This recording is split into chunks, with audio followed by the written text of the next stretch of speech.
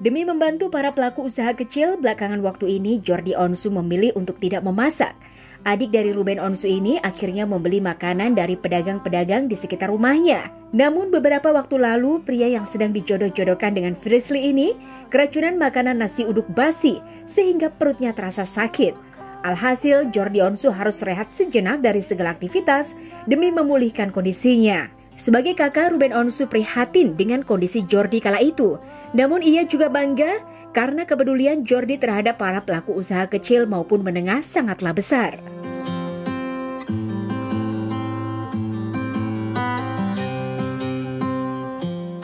Ya, jadi dia apa sih itu dia nasi uduk ya? Nasi uduk, ya. Jadi dia nggak tahu kalau nasi uduk itu udah basi. Nah, dasar mulut nih ya, main ganyem, main makan aja, blek gitu.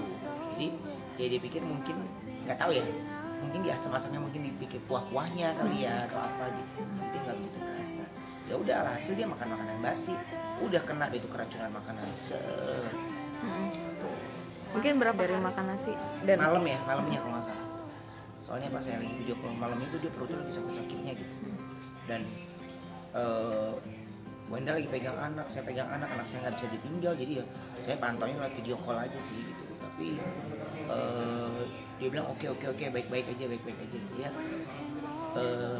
dia ke dokter, akhirnya hasil ketahuan dia keracunan makanan nasi uduk. Oke. Dasar si Jordi juga pikirannya banyak ya gitu, jadi kayaknya dia juga main makanan yang mungkin sudah dipisahkan sama orang rumahnya untuk tidak dimakan, diambil lagi sama dia gitu. Jadi pada saat dia makan itu memang nggak ada orang. Iya, tapi itu dia bukan itu nasi yang dia beli sendiri. Itu nasi yang dia beli sendiri.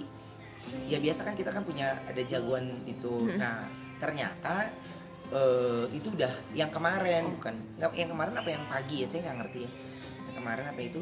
Jadi iya, buat kami merasakan bagaimana menjadi UMKM.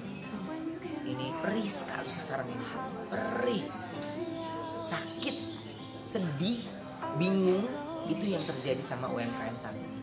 Yang dilakukan sama Jordi satu-satunya adalah dengan cara membantu, mungkin dengan cara ya menggunakan follower yang ada. Mudah-mudahan follower kami juga bisa, apa yang kami posting mereka juga bisa ikut membeli. Jadi kalau ditanya apakah ayah sudah melakukannya atau belum, karena dagangan kita lagi bagi dua. Saya fokus ke dagangan saya ya, terus karena banyak beberapa brand yang akhirnya terbengkalai, dan terus akhirnya saya mencoba menciptakan lapangan kerja baru dulu saat ini, yaitu Ayah Onyo, brand Ayah Onyo ini. Terus juga ada brand yang lain yang akan segera keluar.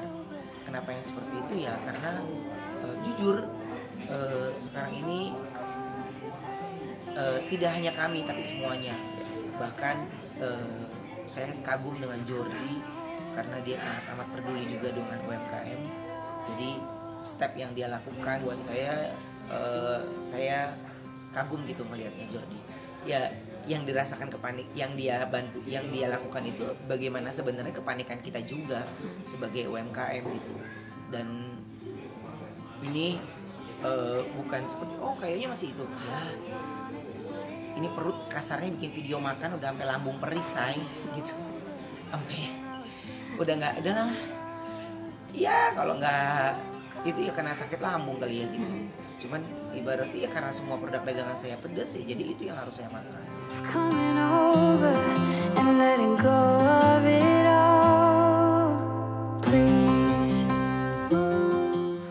Karena harus rehat demi memulihkan kondisinya pasca keracunan makanan, Jordi Onsu terpaksa absen dari syuting podcast Kakak Beradik Horor. Padahal banyak sekali fans yang ingin melihat kembali bagaimana keuuan Jordi Onsu dan Frisley saat memandu acara tersebut. Seperti yang kita tahu, bahwa saat ini banyak sekali netizen yang menjodoh-jodohkan Jordi dengan Frisley. Lantas bagaimana tanggapan Ruben mengenai hal tersebut? Apakah sebagai kakak, Ruben Onsu setuju jika Jordi akhirnya benar-benar kepincut dengan Frisley?